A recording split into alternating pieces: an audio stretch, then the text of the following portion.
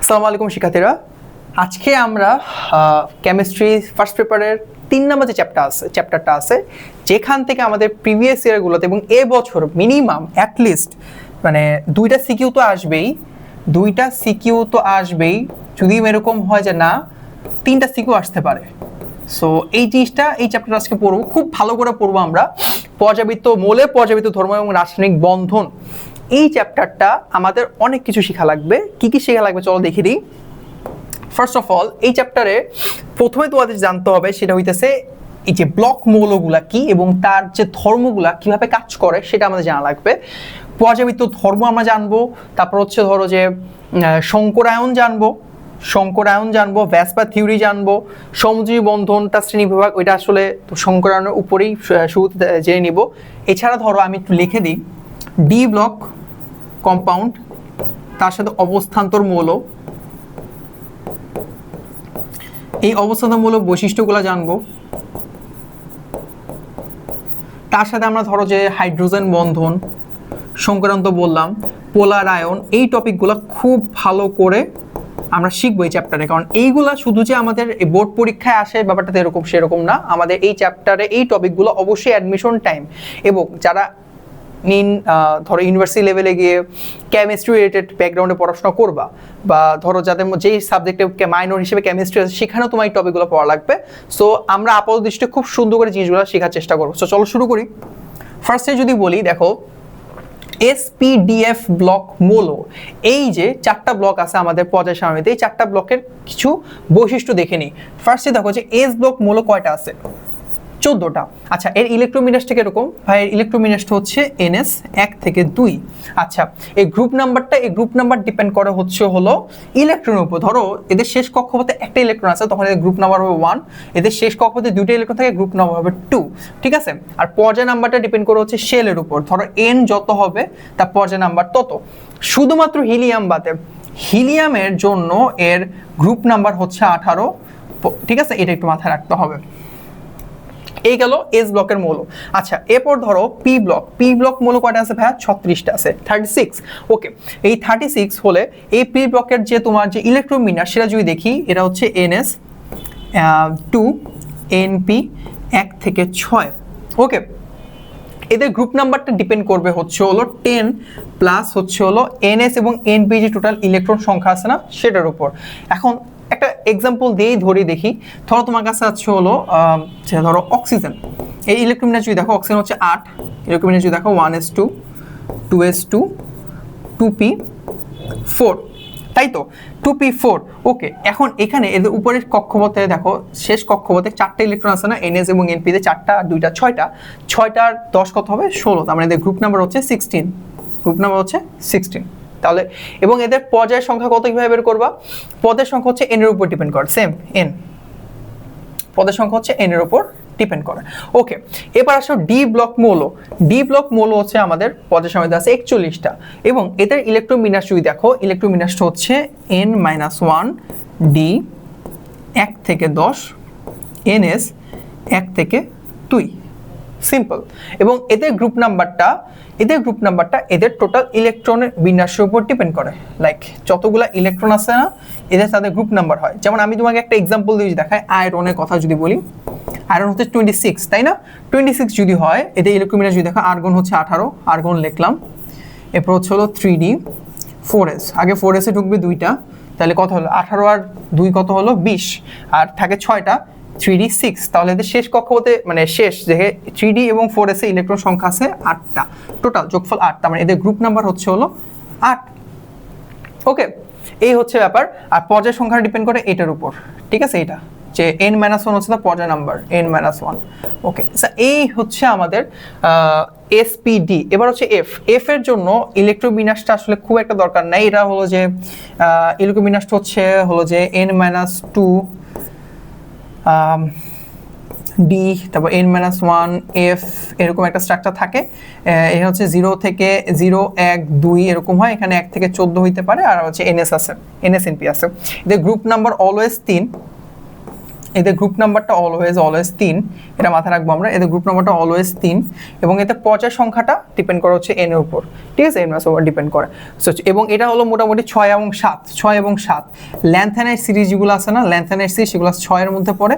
অ্যাক্টাইন সিরিজের যে মৌলগুলো সেটা আসলে ধরো 7 নাম্বার পর্যায়ে পড়ে। সো এইটা যদি মনে রাখি মোটামুটি আমাদের একদম বেসিকটা জেনে নিলাম যে SPDF ব্লক আছে, এদের ইলেকট্রোবিন্যাসটা কি, এদের গ্রুপগুলো কি, এদের পর্যায় সারণীটা কি, পর্যায়গুলো কোনগুলো সেটা শিখে নিলাম। That's it. আচ্ছা চলো নেক্সট স্লাইডে যাই। আমাদের নেক্সট স্লাইডটা যদি দেখি যে পর্যায় সারণীতে এলিমেন্ট, এটা একটু ইম্পর্টেন্ট যে আমাদের যে ফুল পর্যায় সারণী দেখতেছো, আশা করি তোমরা ভালো করে বুঝতেছো কোথায় কি আছে, বা তোমরা একটু বই খুলেও দেখতে পারো। আমি জিনিসটা একটু শর্টকাটলি দেখাবো জিনিসটা কি কি আছে। ফার্স্ট অফ অল এই যে প্রথম যে গ্রুপটা বা পিরিয়ডিক টেবিলের প্রথম যে গ্রুপটা, গ্রুপ 1, এটাকে আমরা বলতেছি হচ্ছে ধাতু, ক্ষার ধাতু, ক্ষার ধাতু, বা আমি এটাকে সুন্দর করে যদি বলি ইংলিশে অ্যালকালি মেটাল, অ্যালকালি মেটাল।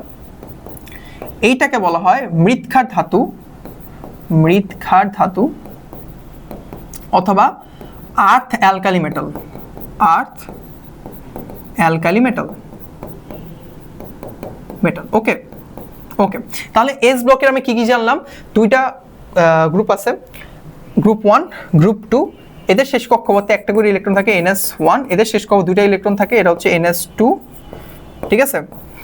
একটা হচ্ছে অ্যালকালি মেটাল, একটা আর্থ অ্যালকালি মেটাল। আচ্ছা এরপর হচ্ছে হলো তোমার ডি ব্লক মৌল। ডি ব্লকের কম্পাউন্ড মৌলগুলো এই যে এইগুলো, এই যে এখান থেকে একদম এইটা হচ্ছে হলো ডি ব্লক মৌল। আচ্ছা ডি ব্লক মৌলের মধ্যে এদের ইলেকট্রন বিন্যাস অলরেডি দেখছি, বা ইলেকট্রন কনফিগারেশন হচ্ছে N-1 ডি 1 থেকে 10 NS 1 অথবা 2 হইতে পারে। আচ্ছা ঠিক আছে, এখন এখানে একটা ব্যাপার আছে যে সব ডি ব্লক মৌলকে আমি ট্রানজিশন মেটাল বলতে পারি না, কিন্তু সব ট্রানজিশন মেটাল বা অবস্থান্ত মৌল ডি ব্লক মৌল। সো এটা আমরা সামনে দেখবো, জাস্ট এইটুকু মনে রাখি। এই যে এই গ্রুপটা আছে, এই যে এই গ্রুপটা দেখতেছো এবং এই গ্রুপটা দেখতেছো, এরা হচ্ছে শুধু ডি ব্লক মৌল, এরা ট্রানজিশন মেটাল না, এটা ট্রানজিশন মেটাল না। জাস্ট আবার জেনে রাখি, সামনে দেখবো কেন না, পরে দেখতেছি। এরপর এই যে ডি ব্লকের মধ্যে এই যে কপার, সিলভার, গোল্ড, একটু লিখে দিই আমি কষ্ট করে, কপার, সিলভার এবং হচ্ছে হলো গোল্ড, এরা হচ্ছে হলো coin metal, coin metal. That's it, এটা মাথায় রাখবো, এটা হচ্ছে হলো কয়েন মেটাল। ওকে ওকে, তাহলে ডি ব্লকে আমরা কি কি জানলাম, ডি ব্লকের ইলেকট্রোবিন্যাসটা কি, এর মধ্যে কি কি মানে অবস্থান্ত ধাতু কোনগুলা বা ট্রানজিশন মেটাল কোনগুলো, আবার কোনগুলো ট্রানজিশন মেটাল না, সাথে কোনগুলো কয়েন মেটাল সেটা আমরা জেনে গেলাম। ওকে আচ্ছা এইবার একটা জিনিস যদি দেখি যে ডি ব্লকের এটা গেল। আচ্ছা ডি ব্লক গেল, এবার আসো পি ব্লক। পি ব্লকের মধ্যে যদি বলি, পি ব্লকের মধ্যে এই দেখো কিছু হালকা নীল কালার আছে না, boron, silicon, germanium, arsenic, antimony, tellurium, polonium. আবার একটু লিখে দিই, boron, silicon, germanium, arsenic, antimony, tellurium, polonium. আচ্ছা এইগুলো হচ্ছে ভাইয়া, এগুলোকে বলা হয় হচ্ছিল মেটালয়েড, মেটালয়েড, মেটালয়েড, অথবা উপধাতু বলা হয় বা অপধাতু বলে। উপধাতু মানে ধাতু এবং অধাতুর মাঝে, মেটাল এবং নন মেটালের মাঝে যেটা থাকে সেটাকে মেটালয়েড বলতেছে। ওকে আচ্ছা, তার মানে দেখছি এগুলো সব মেটাল, আস্তে আস্তে মেটালয়েড, এরপর সব নন মেটাল হইতেছে। ওকে, বা অধাতু হচ্ছে। তাহলে এগুলা হচ্ছে হলো এই যে কার্বন থেকে কার্বন, কার্বন, ফসফরাস, এই যে তারপর হচ্ছে হলো সেলেনিয়াম, আয়োডিন, এগুলা হচ্ছে সব হলো অধাতু গ্রুপে পড়তেছে। পি ব্লকে আমি কি পাইতেছি, ধাতু পাইতেছি, অপধাতু পাইতেছি, বা তারপর হচ্ছে অধাতু পাইতেছি। এই যে 18 নম্বর গ্রুপটা, গ্রুপ 18, এটাকে বলা হয় হচ্ছে Nobel gas, Nobel gas group. 17 কে বলা হয় হ্যালোজেন গ্রুপ, হ্যালোজেন গ্রুপ। 16 কে বলা হয় চ্যালকোজেন গ্রুপ, চ্যালকোজেন গ্রুপ। 15 কে বলা হয়েছে নিকটোজেন গ্রুপ, নিকটোজেন গ্রুপ। আচ্ছা ঠিক আছে, এই হচ্ছে গ্রুপের নামগুলো। এখন কিছু কোশ্চেন তোমাদের মাথায় ঘুরছে, ভাই কেন এদেরকে নোবেল গ্যাস বা ইনার্ট গ্যাস বলে? কারণ এরা কারোর সাথে খুব একটা রিঅ্যাকশন করে না, এদের কনফিগারেশন হচ্ছে হলো NS2NP6। ওকে, এদেরকে হ্যালোজেন গ্রুপ বলা হয় কারণ এদের হ্যালোজেন মানেই হচ্ছে হলো সমুদ্রের লবণ উৎপাদনকারী গ্রুপ। তো এগুলা সমুদ্রের পানিতে অথবা আয়ন আকারে তুমি পাবা কম বেশি আকারে। চ্যালকোজেন গ্রুপ বলা হচ্ছে হলো, চ্যালকোজেন মানে হচ্ছে হলো আকরিক উৎপাদনকারী, আকরিক উৎপাদনকারী। এখন আকরিক জিনিসটা হচ্ছে ওর, আমরা তো ওর জানি, খনি আছে না, খনিতে যেটা পাওয়া যায় ওর উৎপাদনকারী গ্রুপ বলা হয়, এই জন্য চ্যালকোজেন গ্রুপ বলা হয়। যখন আকরিকটা ফর্মেশন হয় তখন এগুলা কিন্তু ওই কম্পাউন্ডগুলোর সাথে থাকে বা কোনো একটা মেটালের সাথে থেকে সে ওর তৈরি করে। সো এটাই জন্য আমরা বলছি হলো আকরিক উৎপাদনকারী গ্রুপ। এরপর দেখো নিক্টোজেন গ্রুপ। নিক্টোজেন গ্রুপ হচ্ছে নাইট্রোজেনের যে গ্রুপ 15টাকে বলা হয়, কারণ এটা হচ্ছে খুবই টক্সিক একটা গ্রুপ বা খুবই বিষাক্ত গ্রুপ, এই জন্যকে নিক্টোজেন গ্রুপ বলা হয়, বিষাক্ত গ্রুপ, তাই এটাকে নিক্টোজেন গ্রুপ বলা হয়। সো এইগুলো যদি কম বেশি আমরা জানি, মোটামুটি পিরিয়ডিক টেবিল আমার জানা হলো। এবং এই যে এই দুটা ব্লক হচ্ছে হলো, এরা হচ্ছে ল্যান্থানাইট সিরিজ এ ব্লক, এরা হচ্ছে অ্যাক্টিনাইট সিরিজের। এর মধ্যে মজার ব্যাপারটা হচ্ছে ভাই, ল্যান্থানাইট, অ্যাক্টিনাইট এবং হচ্ছে হলো থোরিয়াম, আচ্ছা এই তিনটা হচ্ছে শুধু ডি ব্লকের, এই তিনটা হচ্ছে ডি ব্লকের জন্য, ডি ব্লকের মৌল, এটা এ ব্লকের না, বাকি 27টা হচ্ছে হলো এফ ব্লকের কম্পাউন্ড। সো এটা আমরা জানে রাখবো যে ল্যান্থেনিয়াম, অ্যাক্টিনিয়াম, তারপর হচ্ছে থোরিয়াম। আচ্ছা এইগুলো হচ্ছে ডি ব্লকের মৌল, এগুলো এফ ব্লকের মৌল না। তো এইগুলো যদি জেনে রাখি তাহলে মোটামুটি আমাদের পিরিয়ডিক টেবিল সময় একটা ধারণা হয়ে গেল। এমন কিছু ছোট ছোট এমসিকিউ আকারে যদি বলে, এই যে নিচের কোন অধাতুটি তরল অবস্থায় থাকে নর্মাল টেম্পারেচারে, সেটা হচ্ছে হলো এই যে ব্রোমিন। নিচের কোন ধাতুটি কি বলে, যে কোন ধাতুটি নর্মাল টেম্পারেচারে তরল অবস্থায় থাকে ধাতু, সেটা হচ্ছে হলো এই যে মার্কারি, এই যে মার্কারি। তারপর হচ্ছে হলো এই যে হলো টাংস্টেন, আচ্ছা না টাংস্টেন মার্কারি হবে। ওকে, এইটা একটু মাথায় রাখবো, ঠিক আছে। এই কোশ্চেনগুলো আসে আমাদের পরীক্ষার মধ্যে। সো একটু যদি জেনে রাখি আমাদের জন্য সহজ হবে অ্যান্সার করাটা। সো ওকে, সো চলে যাই পরের স্লাইডে। আচ্ছা এই স্লাইডে দেখো আমি কিছু ইম্পর্টেন্ট ইনফো রাখছি, একটু ভালো করে দেখো। ফার্স্টে রাখছি দেখো এই যে কয়েন মেটাল, অলরেডি আমি এটা প্রকাশ করে দিছি, যে দেখাইলাম যে কোনটা কয়েন মেটাল, কপার, সিলভার এবং হলো গোল্ড। ওকে, গ্রুপ 11 এর মধ্যে থাকে, এগুলো এমসিকিউতে আসে। বিরল মৃত্তিকা মৌল কোনগুলো? বিরল মৃত্তিকা মৌল এটা হচ্ছে হলো এইটা হোয়াট ইজ বিরল মৃত্তিকা মৌল? বিরল মৃত্তিকা মৌল হচ্ছে হলো যে মৌলগুলা বা যে কম্পাউন্ডগুলা বা অ্যাটম যেগুলা মাটিতে খুবই কম পরিমাণে পাওয়া যায়,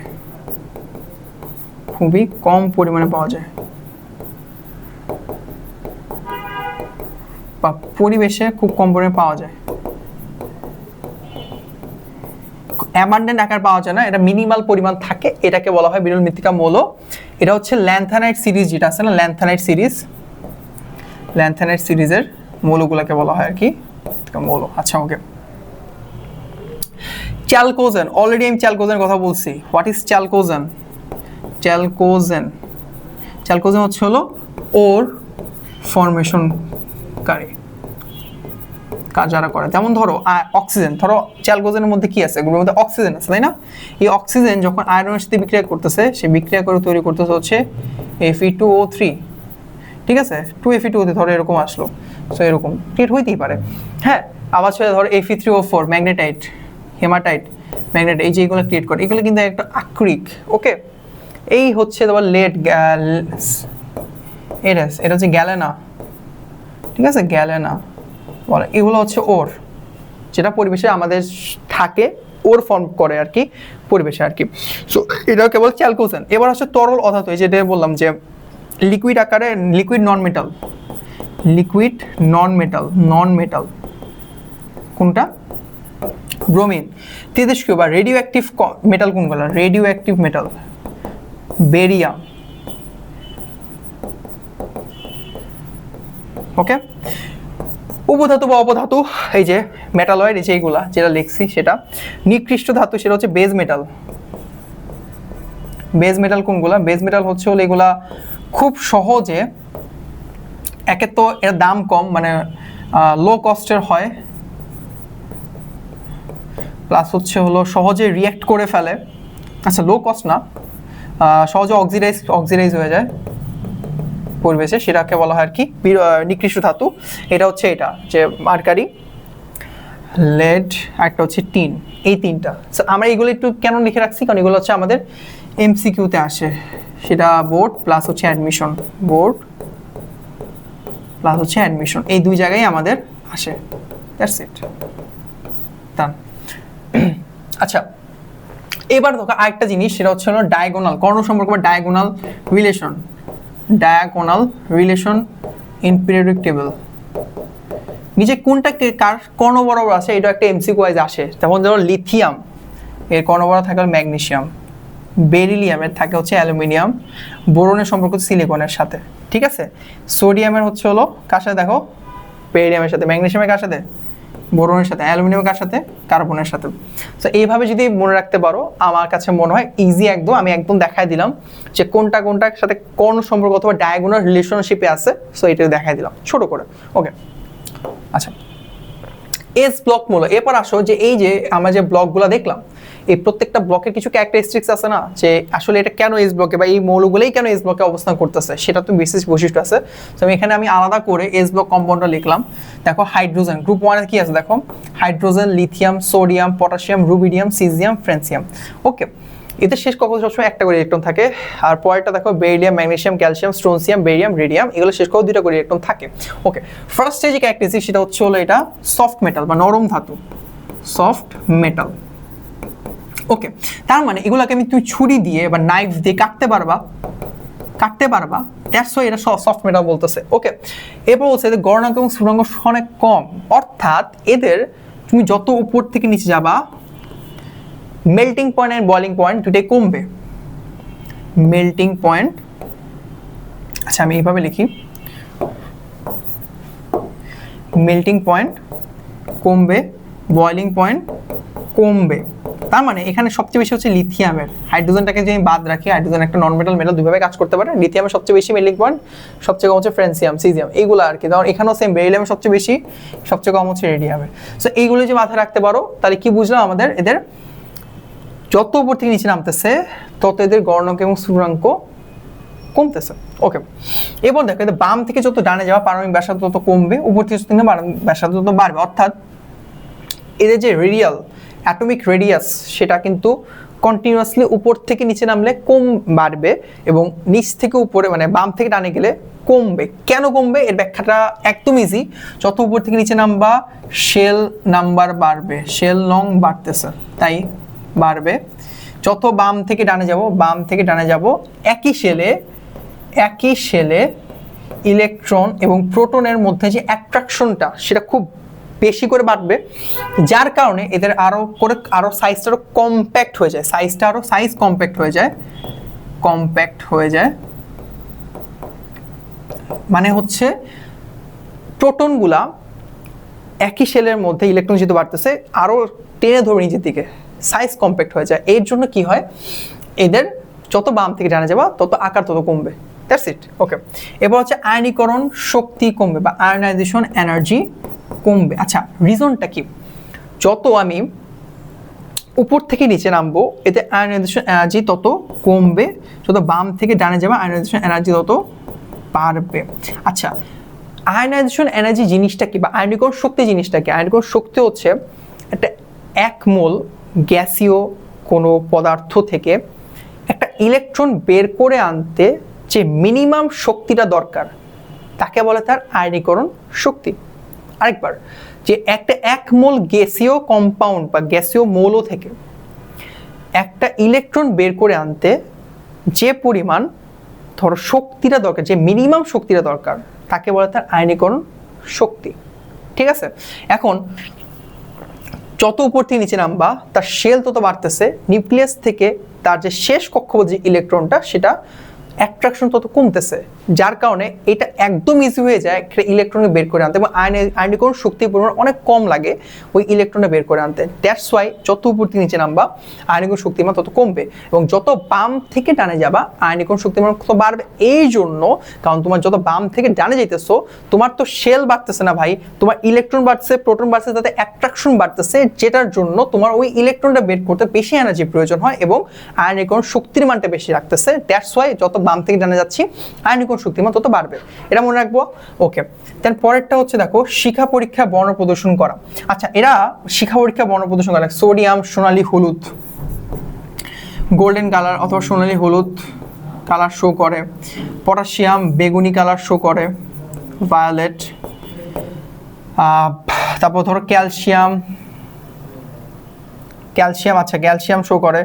সিজিয়াম, বেরিয়াম হচ্ছে হলো আপেল হলুদ কালার শো করে, আপেল সবুজ কালার শো করে। ক্যালসিয়াম, স্ট্রোনসিয়াম লাল কালার শো করে, টকটকে লাল।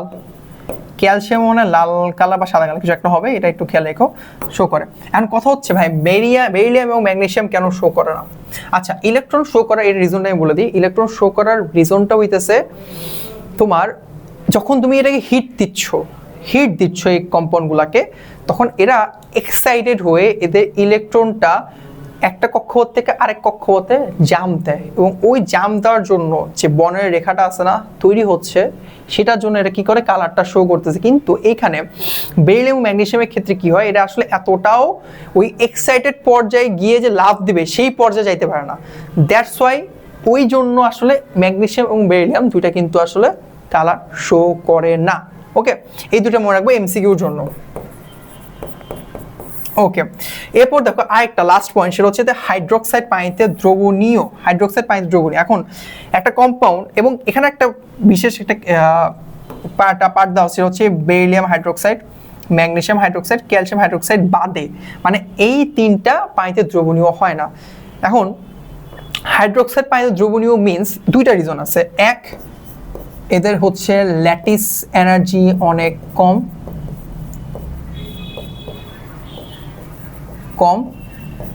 তো হচ্ছে হাইড্রেশন এনার্জি যত বেশি, হাইড্রেশন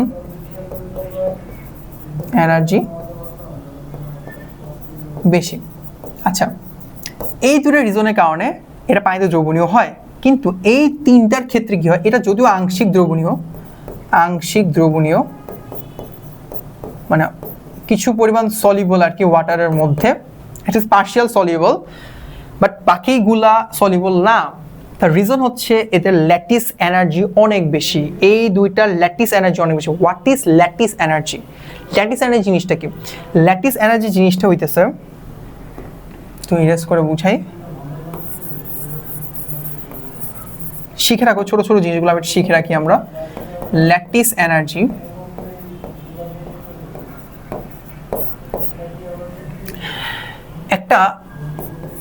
একটা মৌল আর একটা মৌলের সাথে যখন সে একটা ক্রিস্টাল বা কঠিন সলিড একটা কম্পাউন্ড তৈরি করতে যায়, এই সলিড কম্পাউন্ড তৈরি করার সময় বা ক্রিস্টাল ফর্ম করার সময় তার যে শক্তিটা নিরসন হয়, নির্গত হয় বা রিলিজ হয়, যে শক্তিটা রিলিজ করাই লাগে একটা কম্পাউন্ড, সলিড কম্পাউন্ড তৈরি করার জন্য, তাকে তার ল্যাটিস এনার্জি বলে। অর্থাৎ ধরো সোডিয়াম আর ক্লোরিন বিক্রিয়া করে, ধরো সোডিয়াম ক্লোরাইড হচ্ছে সল্ট, তো সোডিয়াম প্লাস ক্লোরাইড মাইনাস। হ্যাঁ, এই যে একটা ক্রিস্টাল ফর্ম বা সলিড ফর্ম করলো, এই ফর্ম করতে যে এনার্জিটা সে লস করতে হয়, রিলিজ করতে হয় এই যে সলিড ফর্ম বা ক্রিস্টালাইজ ফর্ম করতে, তখন সেই এনার্জিটাকে বলে ল্যাটিস এনার্জি বলে। আর ল্যাটিস এনার্জি কখন বেশি থাকে? যখন আকার বা শেপ ছোট হয়, আকার অথবা শেপ ছোট হবে, ছোট। আরেকটা হচ্ছে হলো চার্জ বেশি থাকলে, চার্জ যখন বেশি থাকে, এই দুইটা কন্ডিশনের ক্ষেত্রে ল্যাটিস এনার্জি খুব বেশি হয়। আকার যত ছোট হবে ল্যাটিস এনার্জি তত বেশি হবে, চার্জ যত বেশি হবে ল্যাটিস এনার্জি তত বেশি হবে, এবং হাইড্রেশন এনার্জি যত বেশি হবে সে তত বেশি পানিতে দ্রবীভূত বা সলিউবল হবে। সো এইগুলার হাইড্রেশন এনার্জিও কম, ল্যাটিস এনার্জি বেশি, যার কারণে পানিতে সলিউবল হয় না। বাট এইটার কিছুটা আকার বড় হওয়ার কারণে ল্যাটিস এনার্জি কম থাকে, সো কিছুটা সে সলিউবল। দ্যাটস ওয়াই এটা কিছুটা সলিউবল, বাকিগুলো সলিউবল না, এই হচ্ছে রিজন। আচ্ছা, পি ব্লক মৌল নিয়ে অলরেডি কথা বলা হয়ে গেছে। এই যে boron, silicon, germanium, arsenic, antimony, tellurium, এই 6টা হইতেছে হলো আমাদের মেটালয়েড অথবা অপধাতু বা উপধাতু, যাই বলো না কেন। এখন এখানে অলরেডি আমি বলে দিয়েছি এই গ্রুপটাকে বলছি নোবেল গ্যাস বা ইনার্ট ম্যাটেরিয়াল, ইনার্ট গ্যাস।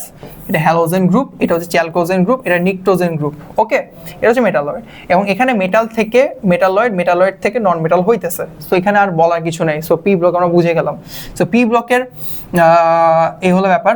এবার আসো পি ব্লকের, তো বুঝলাম যে এইগুলো কি, আমি প্রত্যেকটা গ্রুপের আমরা একটু মানে কিছু রিয়াকশন দেবো বইয়ের মধ্যে, এগুলো দেখে নিবা। সাথে এই কোশ্চেনগুলো আমার জরুরি।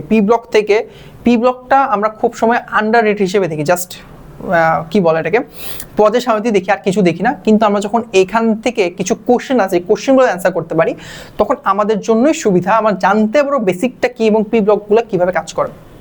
ফার্স্ট একটা কোশ্চেন থাকবে, খুবই কমন একটা কোশ্চেন, অ্যাডমিশন প্লাস হচ্ছে বোর্ড এক্সাম, প্রচণ্ড কমন একটা কোশ্চেন। অ্যালুমিনিয়াম ক্লোরাইড ডাইমার অণু গঠন করে কেন? Why does aluminium chloride form dimer molecule? আচ্ছা, অ্যালুমিনিয়াম ক্লোরাইডে দেখো, অ্যালুমিনিয়াম ক্লোরাইড, তাই তো এরকম অ্যালুমিনিয়াম ইলেকট্রোমিনেশন দেখি ভাইয়া, ইলেকট্রন কনফিগারেশন যদি দেখি 13 যেহেতু 1s2 2s2 2p6 3s2 3p1, এরই তো ফর্মেশন তাই না, 3p1, তার মানে এদের অক্টেট ফিল আপ হইতে আরও এখানে 5টা ইলেকট্রন দরকার আমার, তাই না? তা ক্লোরিন ইলেকট্রন কনফিগারেশন যদি দেখি 1s2 2s2 2p6 3s2 3p5, এদের শেষ কক্ষতে একটা ইলেকট্রন মিসিং আছে বা একটা কম আছে, একটা হইলে সে কি করতে পারে, সে এখানে অক্টেট ফিল আপ করতে পারে। বেসিক্যালি অ্যালুমিনিয়ামের ইলেকট্রন ঘনত্ব অনেক বেশি, ইলেকট্রন ঘনত্ব বা ইলেকট্রন ডেন্সিটি অনেক বেশি কম্পারেটিভলি।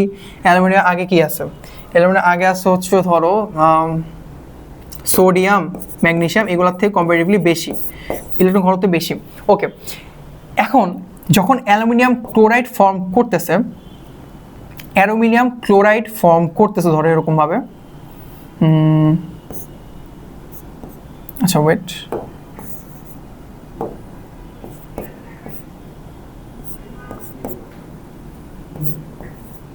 ক্লোরাইড ফর্ম করতেছে, তখন বেসিক্যালি এখানে কি করছে, ক্লোরিন এবং অ্যালুমিনিয়াম ইলেকট্রন জোড় শেয়ার করে, মানে ফিল আপ, এই ইলেকট্রনটা ধর এখানে এসে সে ধর একটা বন্ধন তৈরি করতেছে, বন্ধন তৈরি করে ধরো এরকম ইলেকট্রন বন্ধন তৈরি করতেছে, এই বন্ধনটা তৈরি করলো।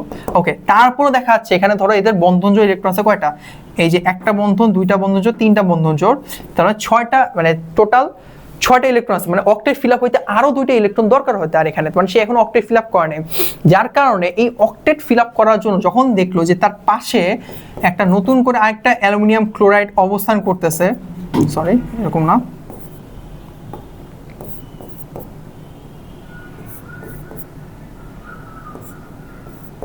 আরেকটা অ্যালুমিনিয়াম ক্লোরাইড এরকম ফরমেশন করে আছে, তখন এই যে এই ক্লোরিন তার যে মুক্ত যে ইলেকট্রন আছে সে ডিরেক্টলি অ্যালুমিনিয়ামকে দান করে অক্টেট ফিল আপ করার জন্য, ঠিক তেমনিভাবে এই ক্লোরিনের মুক্ত যে ইলেকট্রন সে দান করে অক্টেট ফিল আপ করার জন্য। তার মানে এই যে বন্ধনটা ক্রিয়েট হলো এটাকে বলা হলো সন্নিবেশ সমযোজী বন্ধন, সমযোজী বন্ধন, বা আমি এটাকে বলতে পারছি coordinate covalent bond, coordinate covalent bond, ঠিক আছে, এইটা ফর্ম করে। এই কোঅর্ডিনেট কোভ্যালেন্ট বন্ড ফর্ম করার মাধ্যমে সেখানে ডাইমার গঠন করছে, বিকজ কারণ তার এখানে একটা অক্টেট ফিল আপ হইতেছে না এবং ইলেকট্রন ঘনত্ব এত বেশি হওয়ার কারণে সে ডিরেক্টলি ক্লোরিন থেকে 2 ইলেকট্রন ক্লোরিন দান করার ফলে সে এরকম একটা বন্ধন তৈরি করে এবং সে একটা ডাইমার তৈরি করতেছে। এবং এই ডাইমারটা নর্মাল টেম্পারেচারে, আমি যদি বলি কঠিন অবস্থায় থাকে, যখন এইটাকে তুমি টেম্পারেচার ক্রিয়েট করবে বাড়ায় দেবে 180 ডিগ্রি সেলসিয়াস, সে ডিরেক্টলি ধরো একদম লিকুইড না হয়ে সে বায়বীয় বা উদ্বায়ী আকারে বেড়ে চলে যাবে, গ্যাসীয় আকারে চলে যায়, উদ্বায়ী, ঠিক আছে, ইভাপোরেশন হয় এটাকে বলে আর কি, ঠিক আছে। এই জিনিসটা হচ্ছে এইভাবে দেখো যে অ্যালুমিনিয়াম ক্লোরাইড ডাইমার গঠন করতেছে, দ্য মেইন রিজন হচ্ছে এটা। সো আই গেস তোমাদের ক্লিয়ার হয়েছে। দেন দেখো আরেকটা কোশ্চেন আছে ভাই, যে স্বাভাবিক অবস্থায় কার্বন ডাইঅক্সাইড গ্যাস কিন্তু সিলিকন ডাইঅক্সাইড কেন কঠিন পদার্থ? এটাও খুবই গুরুত্বপূর্ণ একটা কোশ্চেন, কারণ যেখানে আমরা দেখতেছি কার্বনের নিচেই সিলিকন অবস্থান করতেছে, যেখানে প্রত্যেকে ইলেকট্রন ফ্রি কনফিগারেশন তো সেম, তাহলে কেন হইলো ভাই? কারণ দেখো একটা সহজ অ্যান্সার হইতেছে, কার্বন এবং অক্সিজেন, কার্বনের শেষ কক্ষে 4টা ইলেকট্রন থাকে, অক্সিজেন শেষ কক্ষতে কয়টা, সরি কার্বনের শেষ কক্ষ 4টা থাকে, অক্সিজেন শেষ কক্ষ 6টা থাকে। সো এরকম, হ্যাঁ ধর এখানে তার হলো মুক্তিজোড় 6টা, ঠিক আছে, 3টা 4টা 6টা এরকম আছে। এই যে একটা বন্ধন তৈরি করলো, মানে এটা হচ্ছে ডাবল বন্ড তৈরি করা বলা হয় আর কি, সেখানে ডাবল বন্ড ফর্ম করলো ইলেকট্রন শেয়ার করার মাধ্যমে, সমযোজী বন্ধন করতেছে। এই ফরম্যাটটাকে বলছি প্ল্যানার, মানে হাইব্রিডাইজেশন বা সংকরণ হিসেবে বলছি প্ল্যানার বা রৈখিক রৈখিক সংকরণ বলতেছি আমরা আর কি, ঠিক আছে। যার কারণে এদের মধ্যে যে van der Waals force weak হয় এবং সহজে ভাঙতে পারে, সহজে ভেঙে যেতে পারে, যার কারণে এটা গ্যাসীয় আকারে থাকে, গ্যাসিয়াস আকারে থাকে, গ্যাস বা গ্যাসিয়াস আকারে থাকে। দ্যাটস দ্য রিজন যে কার্বন ডাইঅক্সাইড কেন গ্যাস আকারে থাকে, এটাই হচ্ছে রিজন। এবং এরা মানে মোনো অ্যাটমিক আকারে থাকে, লাইক একটা অণুই থাকে, এরকম না যে অনেকগুলো কার্বন ডাইঅক্সাইড একসাথে সে একটা স্ট্রাকচার তৈরি করলো, এরকম হয় না। মানে ফার্স্ট অফ অল এদের এরকম বন্ধনজ ইলেকট্রনের মাধ্যমে সে রৈখিক বন্ধন তৈরি করতেছে, ডাবল বন্ড তৈরি করছে, এবং এটা ভ্যান ডার ওয়ালস ফোর্সটা অনেক উইক এবং সহজে ভেঙে যায়, তাই ওরা গ্যাসেস আকারে থাকে। ক্লিয়ার? এবার হচ্ছে সিলিকন। সিলিকনের ব্যাপারটা হচ্ছে সিলিকন কখনো এভাবে একটা মোনো অ্যাটমিক আকারে থাকে না। সে অক্সিজেন পাইলে সে একটা সিলিকন 4টা হাত দিয়ে 4টা অক্সিজেনকে ধরে, আর একটা অক্সিজেন 2টা সিলিকনকে ধরে। এই হচ্ছে ফর্মেশন, ঠিক আছে। আচ্ছা ওয়েট, এটা হয় নাই, এটা হবে না, এরকম এখানে ফর্মেশন আছে। আচ্ছা, এইভাবে যখন সে যেহেতু মোনো অ্যাটমিক আকারে থাকতে পারতেছে না, সে তখন কি থাকে, পলিমার আকারে থাকে, লাইক অনেকগুলা চেইন একটা শিকল তৈরি করে ফেলে, যেহেতু সলিড কম্পাউন্ড থাকবে সে চেইন শিকল তৈরি করে ফেলে, যার কারণে এদের ফর্মেশন তখন এরকম হয় যে সিলিকন ডাইঅক্সাইড এন টাইপ, একটা পলিমার স্ট্রাকচার টাইপ।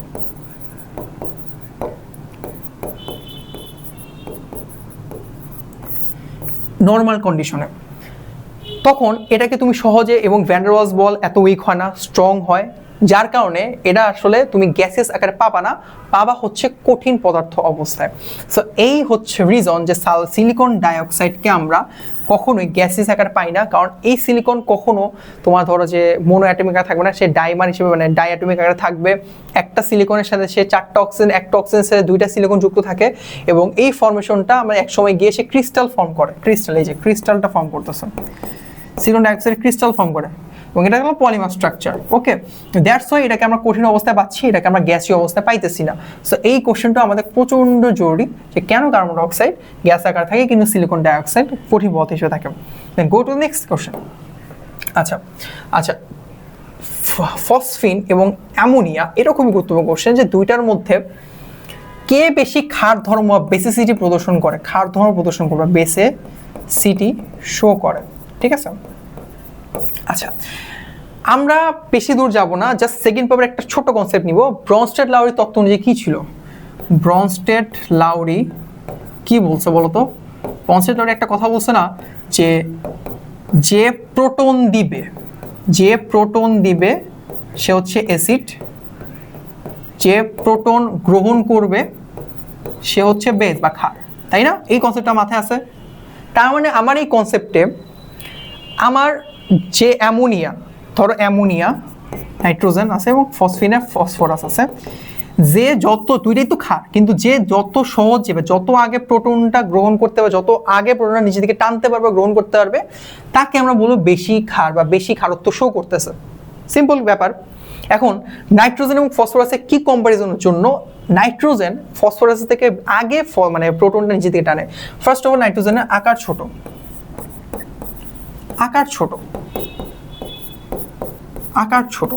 ঠিক আছে। এই আকার ছোট হওয়ার কারণে ইলেকট্রন ঘনত্ব, ইলেকট্রন মানে মুক্তজোড় ইলেকট্রন বা লোন পে ইলেকট্রনগুলো আছে না, লোন পে ইলেকট্রনের ঘনত্ব এখানে বেশি থাকে বা ডেনসিটি এখানে বেশি থাকে, ঠিক আছে, ফসফরাসের তুলনায়। 2 হচ্ছে ইলেকট্রন নেগেটিভিটি, তড়িৎ-ঋণাত্মকতা, নেগেটিভিটি নাইট্রোজেনের বেশি ফসফরাস থেকে। নাইট্রোজেন হচ্ছে 3.0, ফসফরাসের ভাই হচ্ছে হলো 2.1। এখন যখন নাইট্রোজেন এবং হাইড্রোজেন একটা বন্ধন তৈরি করলো এই যে ইলেকট্রন দানের মাধ্যমে, এই এই বন্ধজ ইলেকট্রনটা নাইট্রোজেন নিচের দিকে টানতেছে, কারণ নাইট্রোজেনের তড়িৎ-ঋণাত্মকতা বেশি। ফসফরাস এবং হাইড্রোজেনের ক্ষেত্রে কি হয়, এই যে বন্ধনজ ইলেকট্রনটা সে হাইড্রোজেন তার দিকে টানে, কারণ হাইড্রোজেন হচ্ছে 2.5, যার তড়িৎ-ঋণাত্মকতা বেশি সে নিচের দিকে টানবে না, তো তার দিকে সে টানতেছে। যখন তার মানে কি হচ্ছে, এই ইলেকট্রন যোগ সে নিজে টানতে পারতেছে না, নাইট্রোজেন টানতে পারতেছে। এই যে নাইট্রোজেন দুইটা ভালো লোভের ক্যারেক্টারিস্টিক পাইলো, একটা হচ্ছে তার আকার ছোট হওয়ার কারণে ইলেকট্রন ঘনত্ব মানে লোন পেয়ার ইলেকট্রন ঘনত্ব তার এখানে বেশি। দুই হচ্ছে বন্ধন যে ইলেকট্রন গুলোকে সে নিজের দিকে টানতেছে, তার মানে তার এখানে ইলেকট্রনের চার্জ নিট চার্জ অনেক বেশি হওয়ার কারণে সে প্রোটনটাকে নিজের দিকে বেশি টানে। প্রোটনটাকে যত বেশি নিজের দিকে টানবে সে তত বেশি বেস বা ক্ষারত্ব শো করে। এই জিনিসটা আশা করি আমরা আর ভুলবো না, আমরা মুখস্থও করবো না, জাস্ট এই বেসিক দিয়ে পড়লে আমরা দেখতেছি যে এই কন্ডিশনগুলো ক্লিয়ার হচ্ছে এবং অ্যামোনিয়া ফসফেনের থেকে বেশি ক্ষার।